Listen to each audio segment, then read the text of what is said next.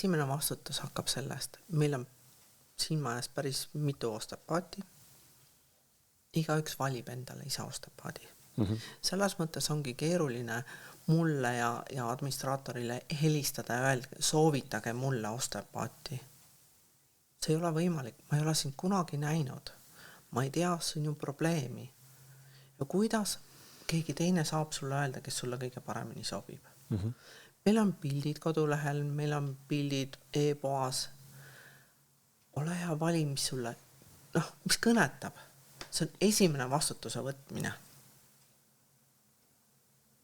Järgmine vastutuse võtmine on kohale tulemine. Sa ikkagi tuled oma kokkulepitud ajaks. Ja kolmas on, me nimetame seda koolis ütleme nähtamatuks lepinguks. Sa tuled kabinetti ja sa oled nõus rääkima, vastama küsimustele. Ehk siis sa oled avatud. Osteopaadid ei hakka kangutama. Ja ärge eeldage, et nad on kõik selgelt nägijad, vaatavad otsa ja teavad, mis sulle vaja teha on. Me ei mängi selliseid mänge. Ei osale sellistes mängudes. See on kolmas vastutus, et sa ütled, mida sa ootad osteopaadilt.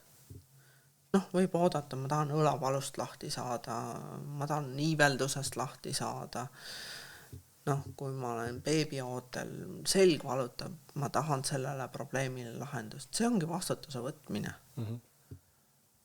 Kui sa tuled ja istud mulle tooli ja ütled, tee mulle midagi, puhun peale. Mis sa ikka ostad? Aitäh, et tulid. Aitäh, et tulid, on ju.